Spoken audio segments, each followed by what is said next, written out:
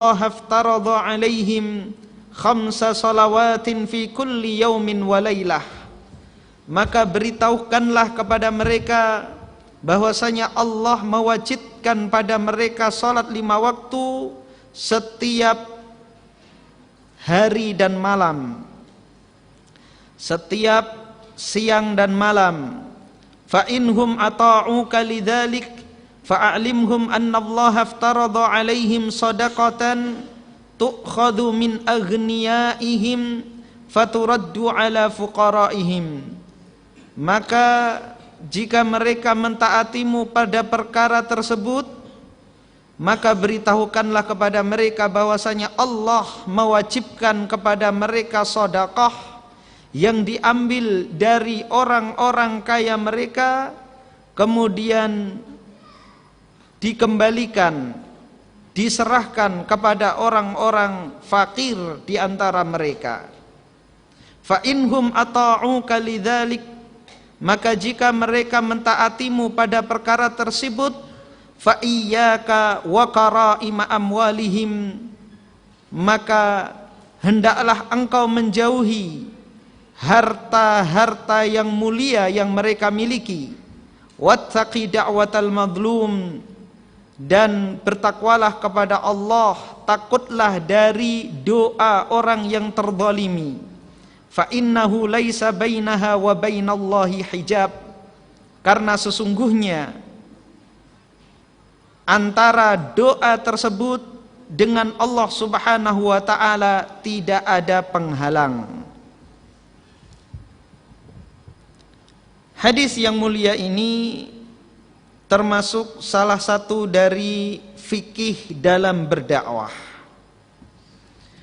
Rasulullah sallallahu alaihi wasallam mengutus Mu'adz bin Jabal ke negeri Yaman untuk berdakwah pada tahun 10 Hijriah. Dan Rasulullah sallallahu alaihi wasallam mengutus 2 orang dalam saat yang sama, pada waktu yang sama, yaitu Mu'adz bin Jabal dan Abu Musa al-Ash'ari, sama-sama ke negeri Yaman di kota yang berbeda. Mu'adz bin Jabal diutus oleh Rasulullah sallallahu alaihi wasallam ke kota Shan'a dan sekitarnya. Adapun Abu Musa al-Ash'ari, Rasulullah mengutusnya ke kota Aden dan sekitarnya. Rasulullah sallallahu alaihi wasallam memberikan wasiat kepada Mu'adz bin Jabal radhiyallahu an sebelum pergi ke negeri Yaman. Rasulullah sallallahu alaihi wasallam terlebih dahulu memberitahukan kondisi keagamaan penduduk Yaman. Innaka ta'ti qauman min ahlil kitab, sesungguhnya engkau akan mendatangi kaum dari kalangan ahlul kitab. Pada wasiat yang pertama Rasulullah sallallahu alaihi wasallam ini memiliki 2 faedah.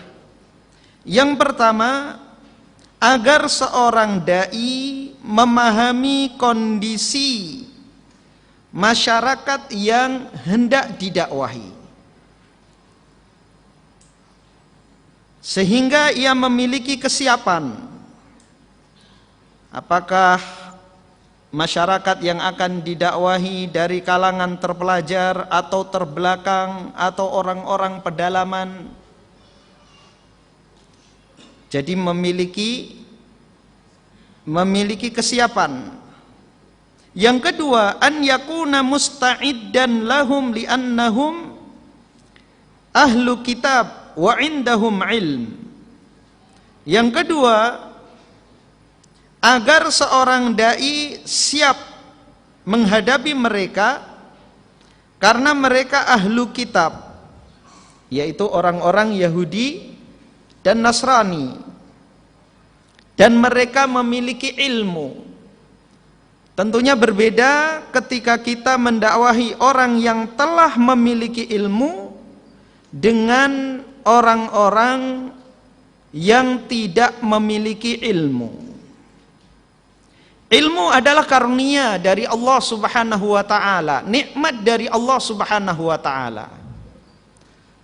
Sebagaimana nikmat Allah Subhanahu wa taala yang lain,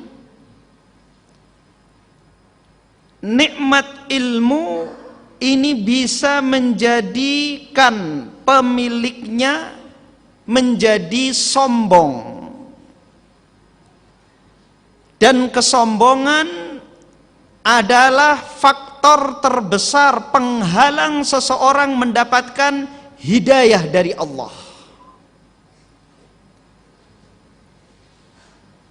Ilmu adalah kenikmatan dari Allah Subhanahu wa taala.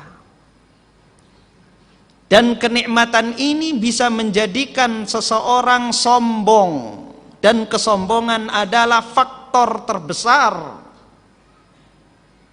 seseorang terhalang dari mendapatkan hidayah dari Allah Subhanahu wa taala. Yang bermasalah bukan zat ilmunya tersebut, tapi yang memiliki ilmu tersebut pada orangnya. Sebagaimana nikmat harta, nikmat kekuasaan. Kekuasaan dan harta tidak tercela, yang tercela adalah pemiliknya. Kalau pemilik harta seperti Qarun, maka tercela. Kalau pemilik harta seperti Nabi Sulaiman, seperti Abdurrahman bin Auf, seperti Abu Bakar As-Siddiq, seperti Utsman bin Affan, saudagar-saudagar kaya, maka harta tersebut pun ikut mulia. Ilmu pun juga demikian. Kalau yang membawa ilmu ini seperti orang-orang Yahudi yang digambarkan oleh Allah Subhanahu wa taala di dalam Al-Qur'an, wa matsalul ladzina hummilut taurah tsumma lam yahmiluha kamatsalil himari yahmilu asfara. Dan permisalan orang-orang yang dibebankan kepada mereka kitab Taurat, kemudian tidak melaksanakan apa yang terdapat di dalam kitab tersebut, seperti keledai yang membawa buku-buku. Keledai nggak tahu nilai dari apa yang dia bawa. Sama saja baginya membawa pasir, membawa besi, membawa semen, membawa buku, membawa emas, membawa perak, bahkan membawa kotoran dan najis. Apapun yang dipikulkan oleh tuannya, apapun yang ditaruh oleh tuannya ke punggungnya, dia tidak ngerti. Taunya hanya beban saja, ini lebih berat, ini lebih ringan. Maka seperti itulah orang-orang yang tidak mengamalkan ilmu yang dia miliki.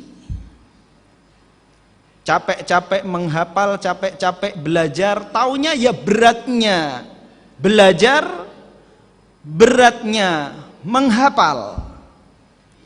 Belum pada taraf dia menikmati ilmu yang dia pelajari.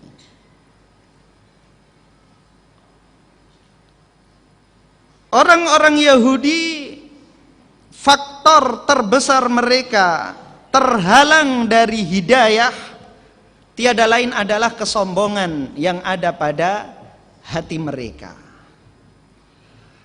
Maka Rasulullah sallallahu alaihi wasallam bersabda, la yadkhulul jannata man kana fi qalbihi mithqalu dzarratin min kibr. Tidak masuk surga orang yang ada di dalam hatinya sebesar dzarrah dari kesombongan. Di dalam terjemahan dzarrah ada yang mengartikan biji sawi, ada yang mengartikan semut, ada yang mengartikan atom. Yang jelas dzarrah ini adalah sesuatu yang sangat ringan. Semut itu tidak bisa kita timbang pakai timbangan biasa. Pakai timbangan sayur nggak bisa. Saking ringannya. Jika ada kesombongan sebesar dzarrah pada diri seseorang, maka terancam tidak akan masuk surga.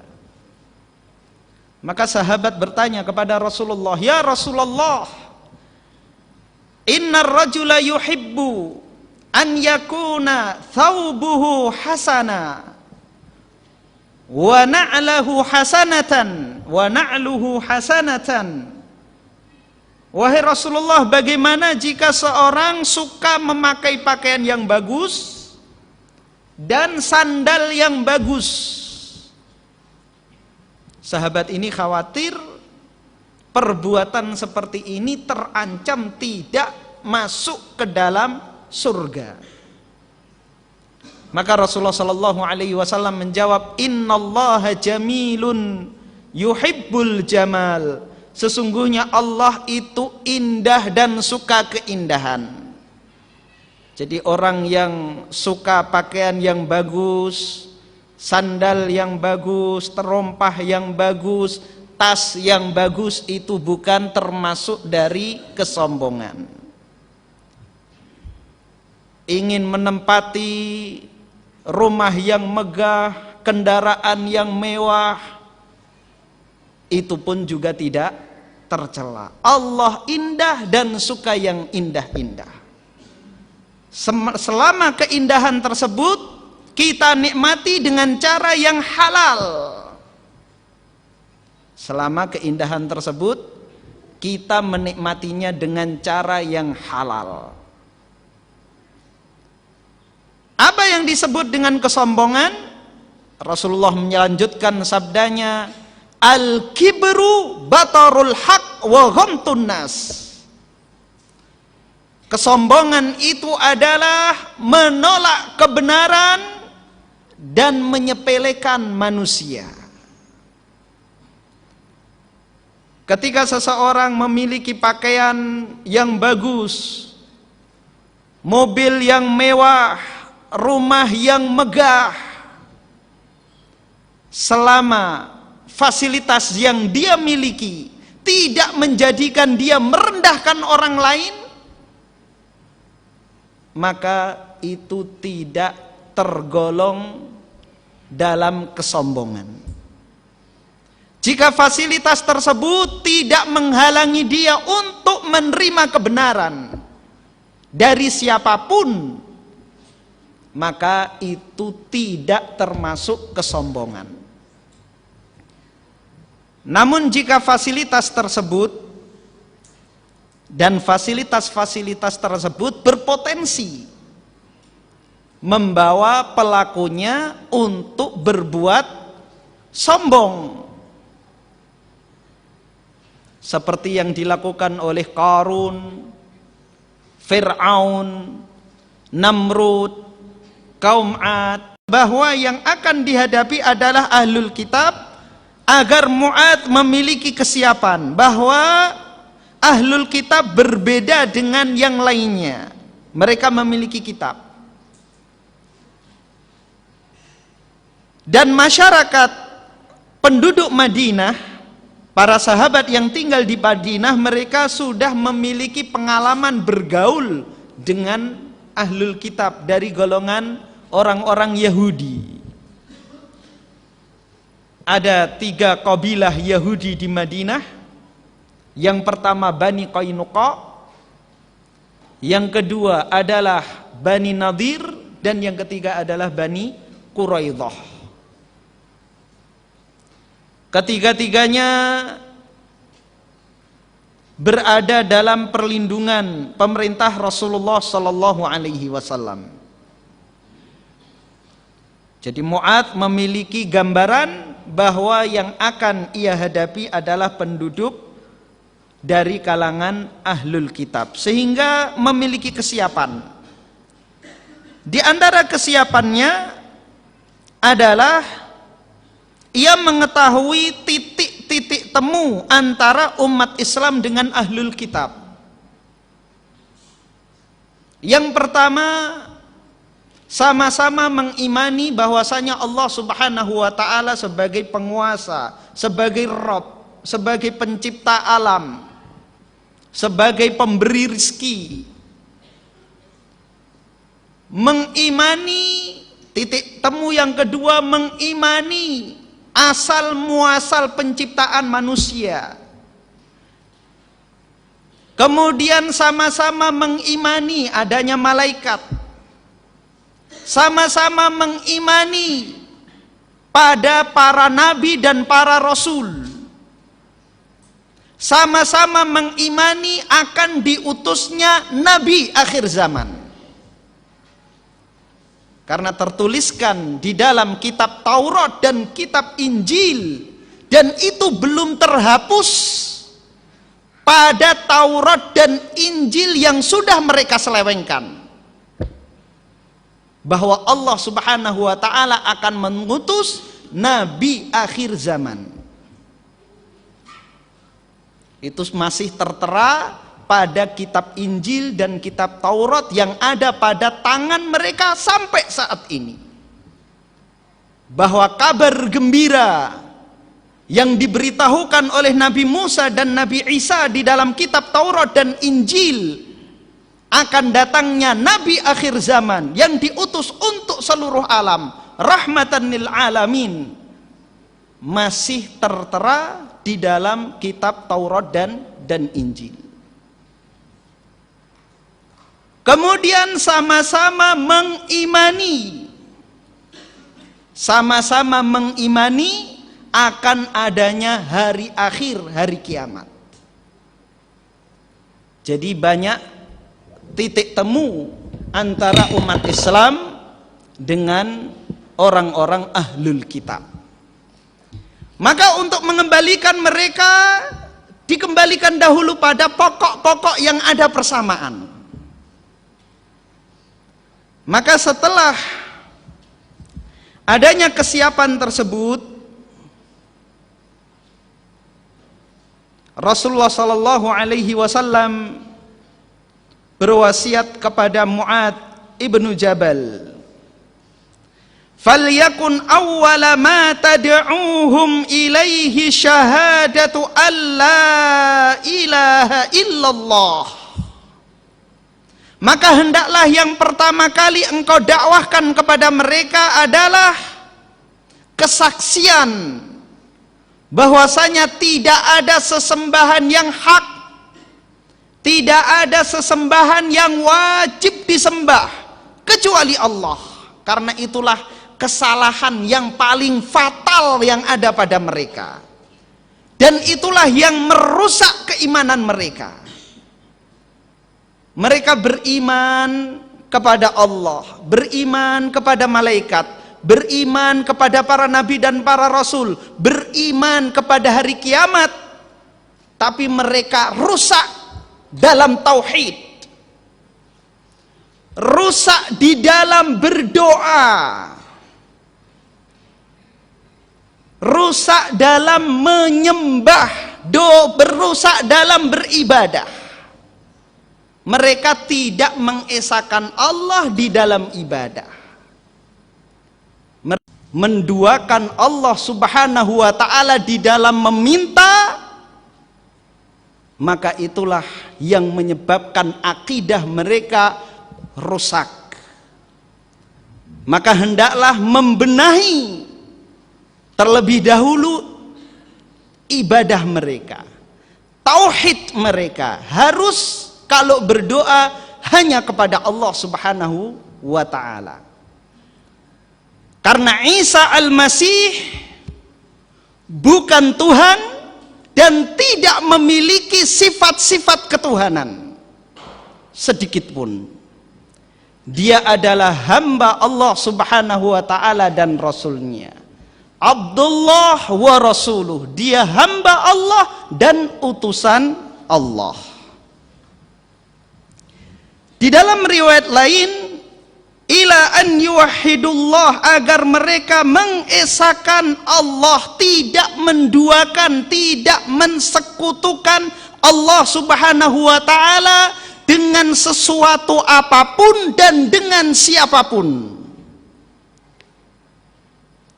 Maka barang siapa mensekutukan Allah Subhanahu wa taala dengan sesuatu apapun atau dengan siapapun, maka dia telah berperilaku seperti orang-orang ahlul kitab.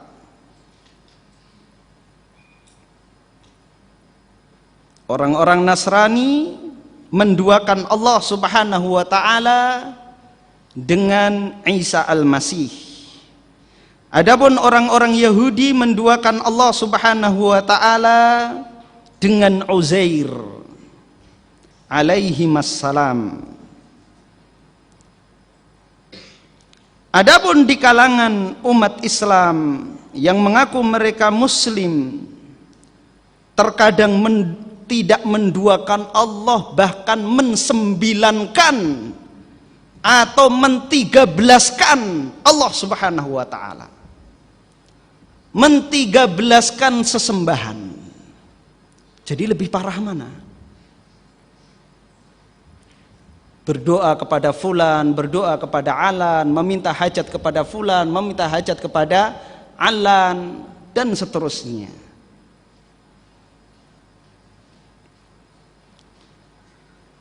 Kita lanjutkan wasiat Rasulullah sallallahu alaihi wasallam selanjutnya. Fa inhum ata'uka lidzalik fa'alimhum anna Allah aftarada alaihim 5 salawatin fi kulli yaumin wa lailah. Maka jika mereka mentaatimu pada perkara itu, maka beritahukanlah kepada mereka bahwasanya Allah Subhanahu wa taala mewajibkan kepada mereka salat 5 waktu siang dan malam.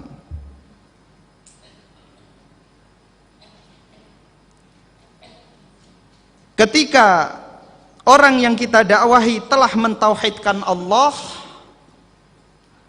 baru kita mengajarkan syariat-syariat Allah Subhanahu wa taala yang lainnya. Karena seluruh amal ibadah yang ada itu tidak akan bermanfaat kecuali dilandasi dengan tauhid. Amal ibadah apapun, amal kebajikan apapun tidak akan berguna, tidak akan bermanfaat jika seseorang tidak bersaksi bahwasanya tiada sesembahan yang hak kecuali Allah.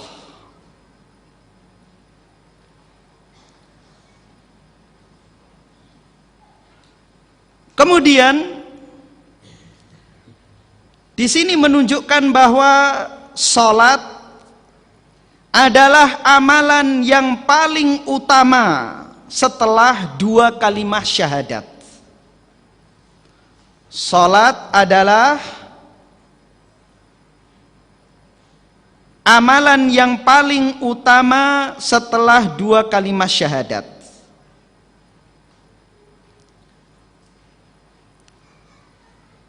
Dan salat ini amalan yang kelak pertama kali akan dihisab oleh Allah Subhanahu wa taala. Dan yang dihisab adalah orang-orang beriman.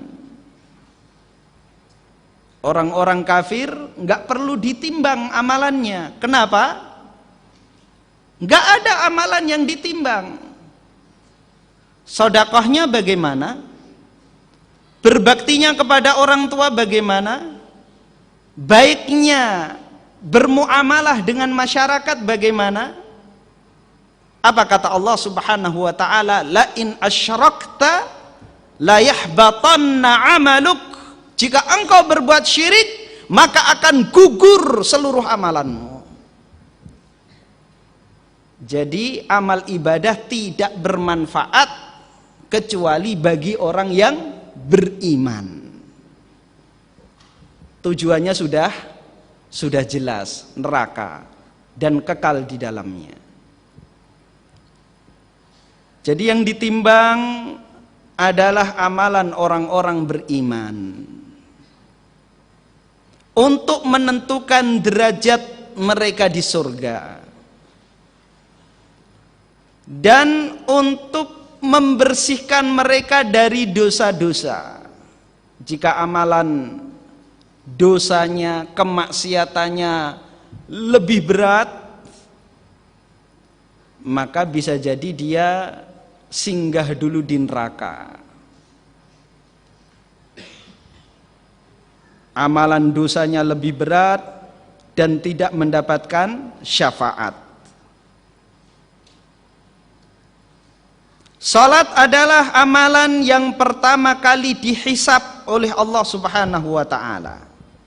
Sebagaimana sabda Rasulullah sallallahu alaihi wasallam, "Inna awwala ma yuhasabu bihil abdu yaumal qiyamati salatuhu."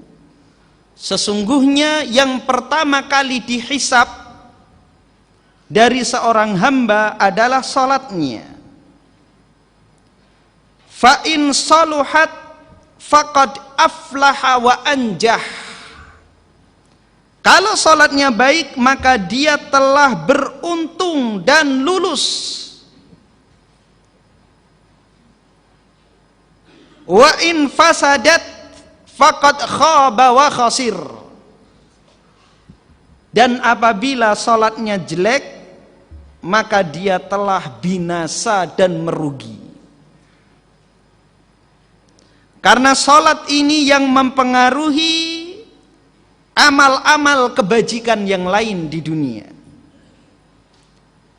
Ketika orang salatnya baik, melakukan sesuai dengan rukun, syarat, wajib dan sunnah-sunnahnya, maka amalan-amalan di luar salat akan menjadi baik.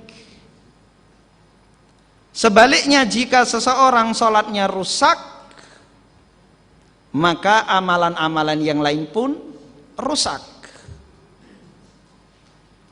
Salatnya terlambat, salatnya mepet sampai mau habis waktunya, maka semakin jelek salat seseorang, maka akhlak kepribadiannya akan semakin jelek. Dan semakin baik salat seseorang, maka akhlaknya akan semakin baik. Innas salata tanha 'anil fahsya'i wal munkar. Sesungguhnya salat itu akan mencegah dari perbuatan keji dan mungkar. Salat adalah kunci kebahagiaan yang utama bagi kita, baik di dunia maupun di akhirat. Maka jika kita ingin bahagia, hendaklah kita menjaga dan memperbaiki salat kita. Permasalahan apapun yang kita hadapi di dunia bisa terselesaikan jika salat kita baik. Allah Subhanahu wa taala berfirman di dalam surah Al-Baqarah, "Wasta'inu bis-sabri was-shalah." Dan jadikanlah penolongmu adalah sabar dan salat. Mintalah pertolongan kepada Allah dengan sabar dan salat. Minta dilapangkan rizki, jaga dan perbaiki salat. Minta mendapatkan jodoh, perbaiki salat. Minta apapun kepada Allah, kita berharap apapun dari kebaikan dan kemaslahatan dunia kita, perbaiki salat kita. Kalau salat kita baik, maka urusan kita semuanya akan diperbaiki oleh Allah Subhanahu wa taala. Persoalan apapun yang kita hadapi di dunia ini akan dibantu oleh Allah Subhanahu wa taala jika kita memperbaiki dan menjaga salat. Sebaliknya, urusan kita akan bercerai-berai jika kita tidak menjaga dan memperbaiki salat kita. Fa inhum ata'uka lidzalik fa'alimhum anna Allah aftarada 'alaihim shadaqatan tu'khadu min aghniyaihim faturaddu 'ala fuqaraihim. Maka jika mereka mentaatimu pada perkara itu, maka beritahulah kepada mereka bahwasanya Allah mewajibkan kepada mereka sedekah yang diambil dari orang-orang kaya mereka dan diserahkan kepada orang-orang fakir mereka. Kewajiban setelah sholat adalah membayar zakat. Sedekah yang wajib maupun sedekah yang sunnah, sedekah yang wajib adalah zakat, adalah amalan yang sangat mulia. Sedekah adalah pensuci diri kita dari harta-harta yang kotor. Allah Subhanahu wa taala mengatakan kepada nabi kita, khudh min amwalihim shadaqatan tutahhiruhum wa tuzakkihim biha. Ambillah sedekah dari mereka yang akan membersihkan dan mensucikan mereka. Karena apapun profesi kita, sangat mungkin ada harta yang kotor yang singgah, ada harta yang kotor yang masuk ke dompet kita. Ketika kita jual beli, terkadang kita tidak jujur. Ketidakjujurannya bukan karena kita berbohong dengan lisan, tapi yang sering adalah mendiamkan aib atau cacat yang ada pada barang kita. Ini yang sering terjadi. Apalagi kalau berbohong, mengatakan barang ini berkualitas number one, padahal tidak seperti itu. Ini paling parah. Ada kebohongan yang tidak diucapkan, tapi apa kebohongannya? Menyembunyikan, mendiamkan aib atau cacat pada barang. Padahal kunci keberkahan rizki adalah pada kejujuran. Sebagaimana hadis yang diriwayatkan oleh Al-Imam Al-Bukhari dan Muslim, bahwa pedagang kalau jujur maka akan diberkahi oleh Allah Subhanahu wa taala.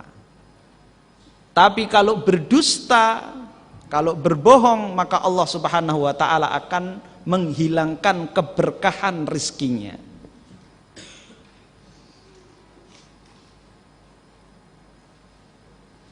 Baik pada pedagang maupun pembeli. Fa in sadaqa wa bayyana burika lahuma fi bai'ihima. Kalau pedagang dan pembeli dua-duanya jujur, maka Allah akan memberkahi perdagangan keduanya. Wa in katama wa kadzaba muhiqat barakatu bai'ihima. Kalau berbohong dan mendiamkan, maka akan dihilangkan keberkahan keduanya. Kejujuran penjual kita sudah tahu. Jujur mengatakan yang baik adalah baik, yang nomor satu adalah nomor satu, yang nomor 13 adalah nomor 13. Tidak mengatakan yang nomor 13 nomor satu. Kemudian menjelaskan segala kekurangan yang ada pada barang tersebut. Silahkan Nathan.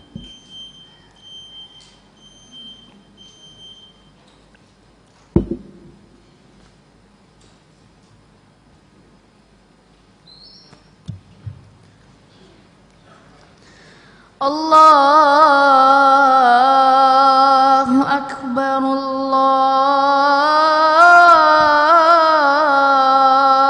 Akbar, Allahu Akbar, Allahu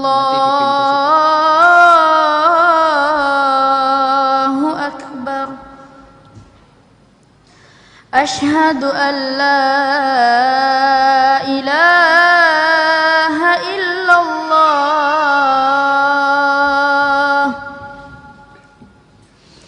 Asyhadu an la ilaha illallah.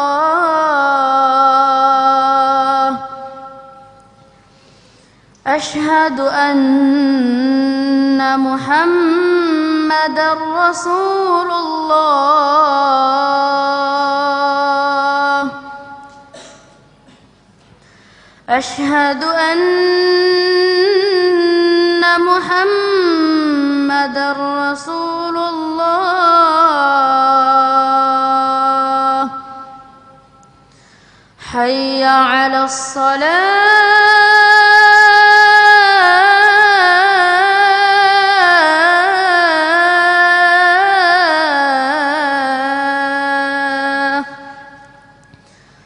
Hayya 'alas salah.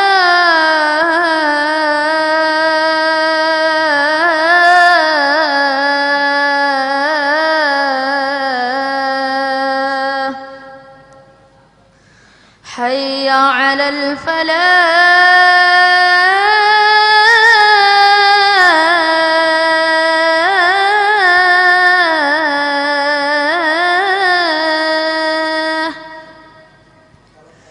Hayya 'alal falah.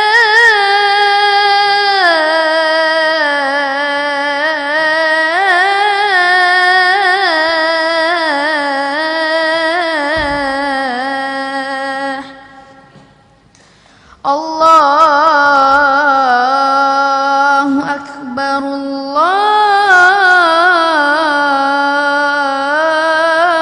Allahu Akbar.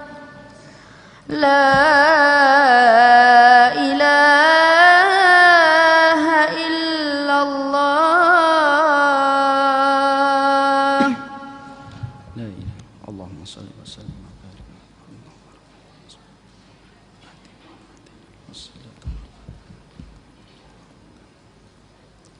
Kita lanjutkan. Ya. Itu tadi contoh kejujuran pada pedagang. Bagaimana kejujuran pada pembeli? Jujur pada pembeli, tidak berbohong. Adakah pembeli yang berbohong? Banyak. Contoh, ini saya tawar di sana cuma 5.000, kenapa di sini 7.000? Padahal dia belum nawar kemanapun. Minta dibelas kasihi. Kasihan paman, ini uang saya tinggal segini. Padahal di dompet masih banyak. Udahlah pasin aja. Harganya 11.000 misalnya. Ini 10.000 nggak ada receh ini. Padahal dia punya 20.000.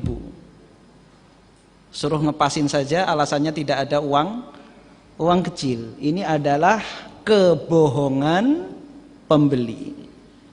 Jadi dua-duanya harus jujur. Jika barang yang kita beli ingin diberkahi oleh Allah, hendaklah kita jujur. Menawar boleh, tapi yang jujur saja. Jangan berbohong dalam menawar. Tawar saja secara jujur. Bilang keberatan, ini kemahalan, tidak masalah. Tapi kalau sampai berbohong, beli makanan, kasihani kami Pak, keluarga kami tidak makan 3 hari 3 malam, ini adalah kebohongan. Kemudian seperti yang kami sampaikan tadi, bahwa menyembunyikan aib di dalam barang itu juga merupakan bentuk kebohongan. Maka Rasulullah Shallallahu Alaihi Wasallam mengatakan, wa in katama wa kadzaba, jika kedua-duanya menutupi, artinya apa? Menutupi, tidak mengucapkan kebohongan tapi menyembunyikan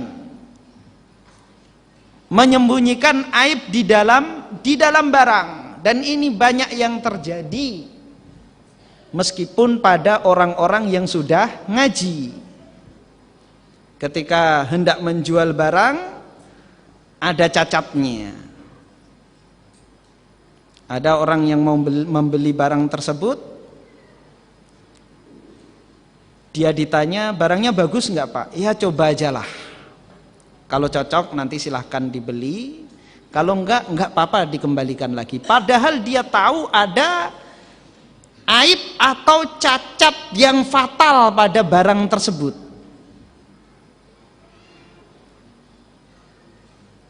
Karena biasanya kalau barang sudah sampai rumah, itu orang males untuk mengembalikan, apalagi belinya kepada sesama ikhwan. Mau mengembalikan nggak enak, ya udah dinikmati saja dengan segala aib dan cacat yang ada di dalamnya. Maka kejujuran itu tidak hanya tidak berbohong dengan lisan, tapi kejujuran juga menjelaskan aib yang ada pada barang tersebut yang kita ketahui. Terkecuali jika memang kita tidak mengetahui. Ada aibnya tapi kita tidak mengetahui, maka tidak masalah karena itu di luar kemampuan kita. Kita menjual hewan ternak masih dalam keadaan sehat, tapi pada aslinya hewan tersebut sakit, tapi waktu pada kita, karena reaksi dari penyakit itu kan tidak serta-merta tampak atau kelihatan. Dia sudah sakit tapi kita tidak tahu. Kemudian kita jual, kelihatan sakitnya. Maka yang seperti ini tidak mengapa. Atau kendaraan atau barang elektronik, karena memang kita bukan orang ahli, kita tidak tahu aib atau cacat yang ada pada barang tersebut. Kita pakai enak-enak saja. Tapi bagi orang yang mengerti pada ahlinya, itu barang tersebut cacat. Ketika dikendarai kurang enak karena dia ahli. Tatkala kita bukan ahlinya, kemudian tidak bisa menyebutkan, maka tidak masalah karena itu di luar kemampuan kita. Tapi kalau jelas-jelas bisa kita rasakan, kita tahu binatang terkadang sehat, terkadang sakit. Mobil terkadang mogok, terkadang lancar. Itu kan aib. Dan kita rasakan. Dan orang kalau menjual ke kita seperti itu, kita tidak ridho. Kecuali orang tersebut menjelaskan, maka kita harus jelaskan. Ketika kita jual, Pak, ini sapi gagah, sehat, tapi kadang dia lemah, kadang dia dan sering dia sakit-sakitan. Mobil juga demikian, motor juga demikian. Pak, motor ini lancar-lancar saja, tapi tiba-tiba dia mogok sendirinya. Nggak tahu sebabnya apa, sudah saya pindah-pindah bengkel juga nggak bagus-bagus. Maka sesuatu yang sudah kita rasakan, yang kita ketahui, maka kita harus menjelaskan ketika hendak menjual. Itu jika kita ingin diberkahi rizki kita. Maka harta-harta yang kotor tersebut, yang kita tidak sengaja singgah di dompet kita, singgah di kantong kita, maka cara membersihkannya, kalau yang kita ketahui, harus kita kembalikan kepada orang yang kita zalimi. Kalau yang kita tidak sadari, maka membersihkannya adalah dengan bersedekah. Dan sedekah adalah amalan yang paling ampuh untuk menghapus dosa-dosa kita. Karena kita sebagai manusia pasti tidak luput dari salah dan dosa. Kita pasti banyak melakukan dosa dan maksiat. Maka dengan sedekah, kata Rasulullah sallallahu alaihi wasallam, was-sadaqatu tudfi'ul khati'ata kama yudfi'ul ma'un nar. Dan sedekah itu mampu memadamkan kesalahan-kesalahan sebagaimana air memadamkan api. Maka selain sedekah yang wajib atau zakat, maka kita juga memperbanyak sedekah yang sunnah. Semakin banyak orang mengeluarkan harta sedekah, maka semakin banyak dosa-dosa diampuni darinya.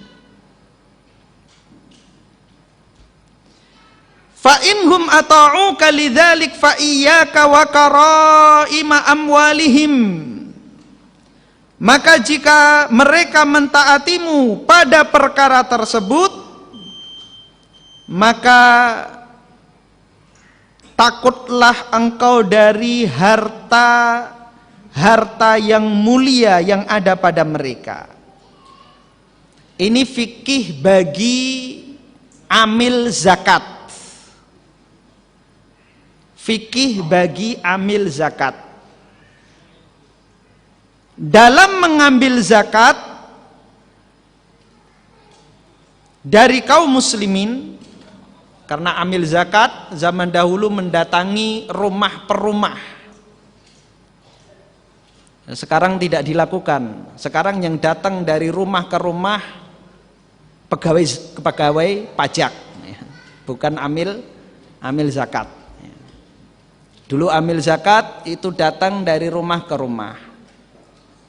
Maka amil zakat jangan mengambil harta yang paling berharga, juga tidak mengambil harta yang paling jelek, terkecuali jika pemiliknya mengeluarkan yang paling baik, dan itu keutamaan dari pemiliknya.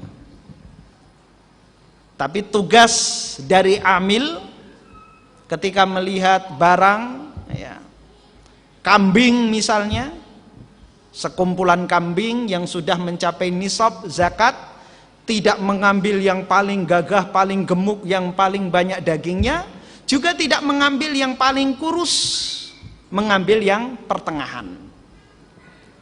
Karena keimanan orang itu bertingkat-tingkat.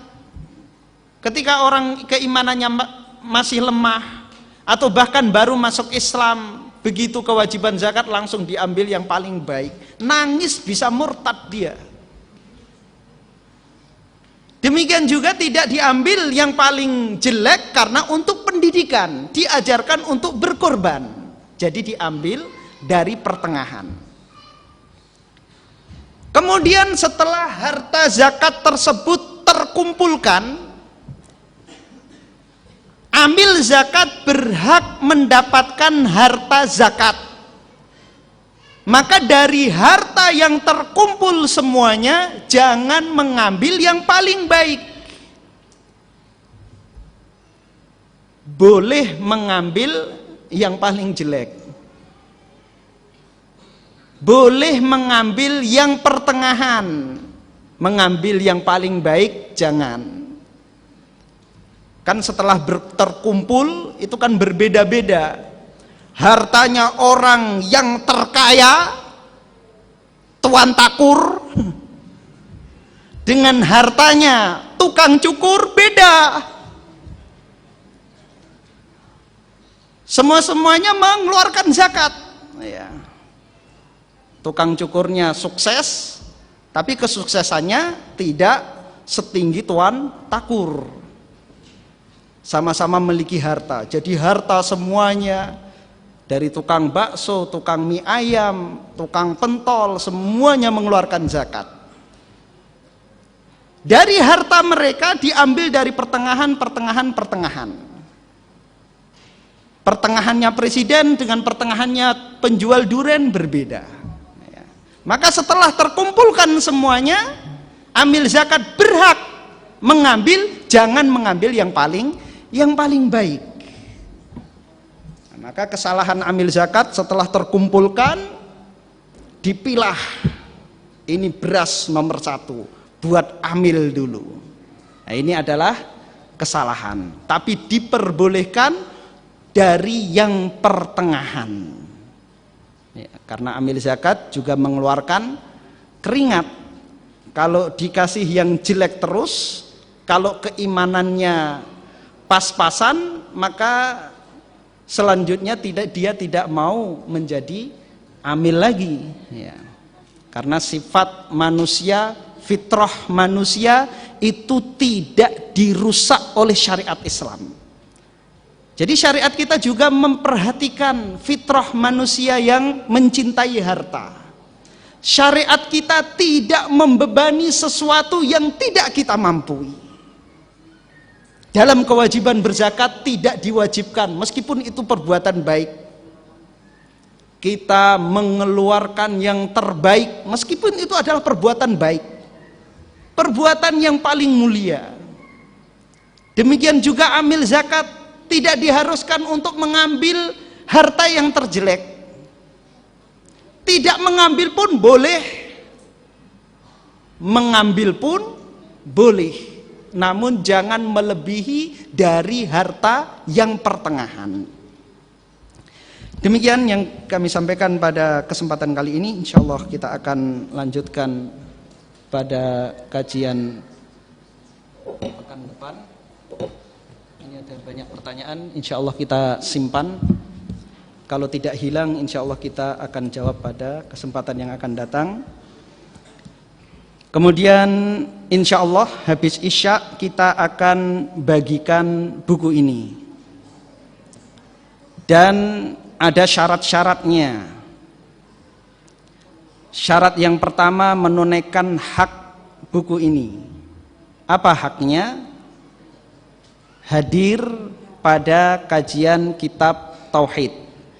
Jadi yang siap istiqomah hadir dalam kitab Tauhid boleh mengambil. Nanti bagi jamaah laki-laki silahkan sebelah kanan ya. Semuanya dapat baik jamaah maupun santri ya. Untuk santri ngambil di kantor MMTQ Bakah ya. Untuk jamaah nanti di pintu sebelah kanan saya ini. Kemudian bagi ibu-ibu juga. Kemudian bagi yang belum punya, ya, yang sudah punya nggak usah mengambil. Buat apa 2 buku? Kalau istri 2 nggak apa-apa. 2 buku paling nggak dibaca, ya. Jadi yang belum punya silahkan mengambil. Demikian wallahu taala a'lam bishawab. Assalamualaikum warahmatullahi wabarakatuh.